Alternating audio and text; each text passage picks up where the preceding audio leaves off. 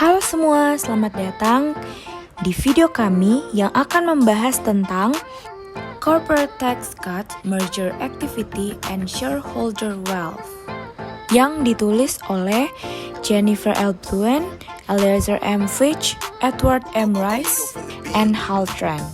Sebelumnya, kenalan dulu dengan kelompok kami. Perkenalkan, nama saya Gracella. Saya Valencia.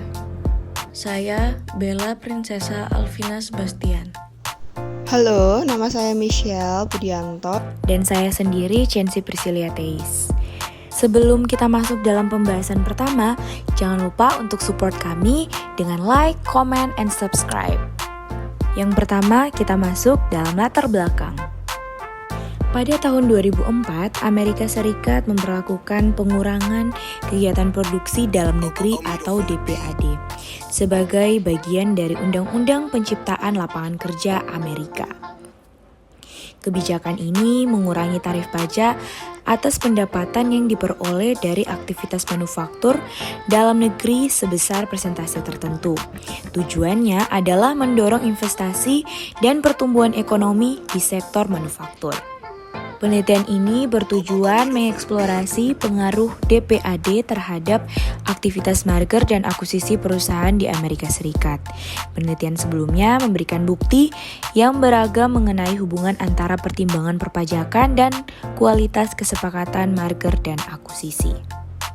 Dengan mengetahui tanggal pasti dari investasi besar seperti merger dan akuisisi, kami dapat mengekstrak ukuran kualitas investasi dari pengambilan abnormal pasar pada saat pengumuman dan kinerja akuntansi pasca kesepakatan. Mengukur kualitas investasi seringkali sulit diidentifikasi, namun akuisisi memberikan kesempatan ideal untuk menguji peran pajak terhadap tingkat dan kualitas investasi perusahaan.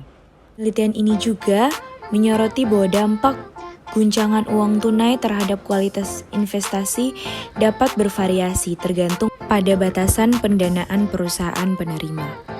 Bukti menunjukkan bahwa pemasukan uang tunai terkait DPAD dapat meringankan kendala keuangan perusahaan. Hal ini memungkinkan perusahaan untuk melakukan proyek merger dan akuisisi tambahan yang menguntungkan.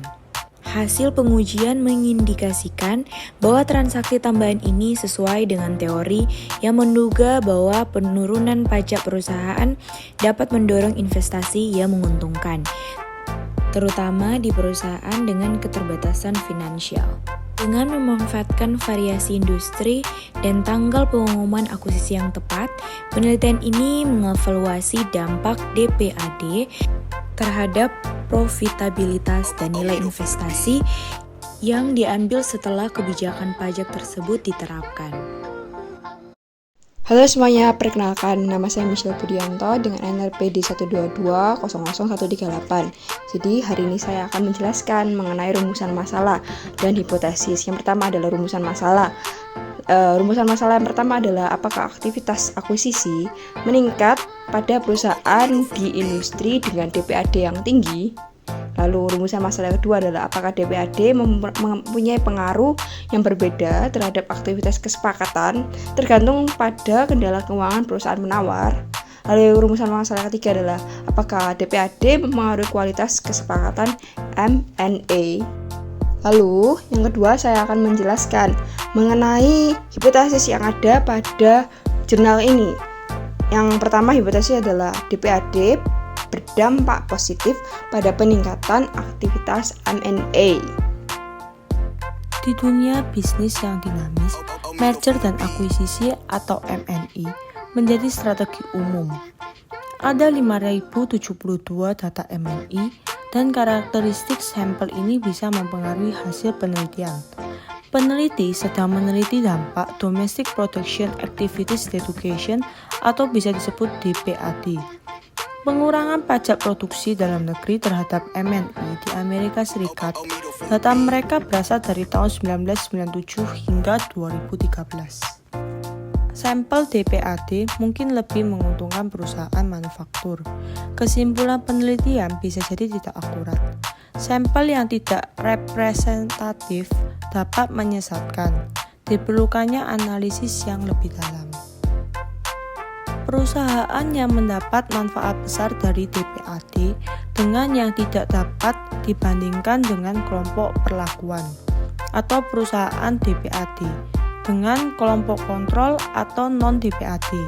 Peneliti dapat melihat gambaran yang lebih jernih. Analisis menunjukkan bahwa karakteristik sampel perlu dipertimbangkan. Penelitian lebih lanjut dapat membantu memahami dampak kebijakan pajak terhadap MNI. Penelitian ini menegaskan pentingnya kualitas data dan analisis yang cermat.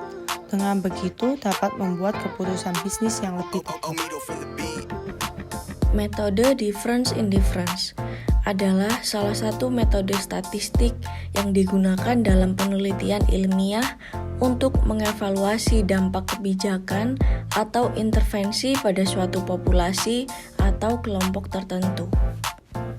Difference in difference umumnya digunakan untuk mengevaluasi dampak suatu proyek, program, atau kebijakan pemerintah.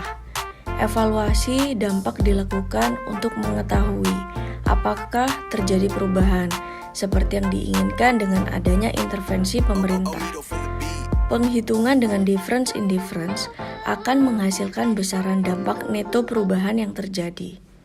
Pendekatan ini dapat dipakai untuk menghitung nilai manfaat bangunan publik milik pemerintah dengan mencari pendapatan bersih per tahun dari dampak neto yang dikapitalisasi dengan tingkat diskonto tertentu. Bayangkan sebuah perusahaan manufaktur lokal yang berkembang pesat dengan produk berkualitas dan permintaan pasar yang tinggi. Perusahaan ini siap untuk melangkah ke level selanjutnya.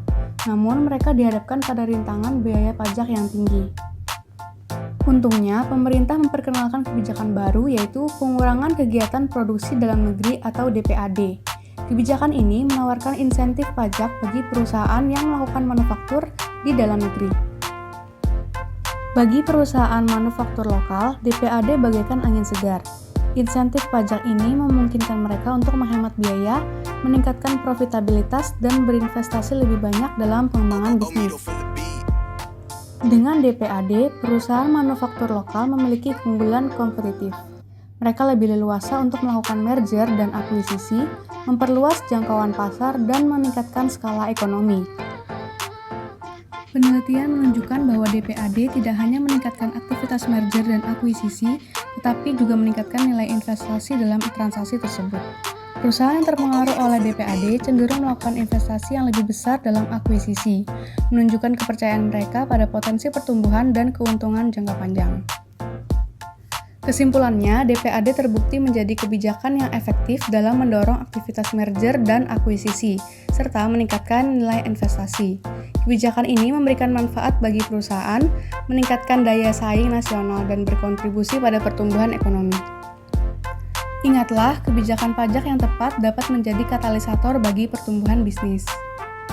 Dengan pemahaman yang lebih baik tentang dampak kebijakan pajak, perusahaan dapat mengambil keputusan strategis yang lebih baik, membawa mereka menuju kesuksesan yang lebih besar dalam dunia bisnis yang kompetitif.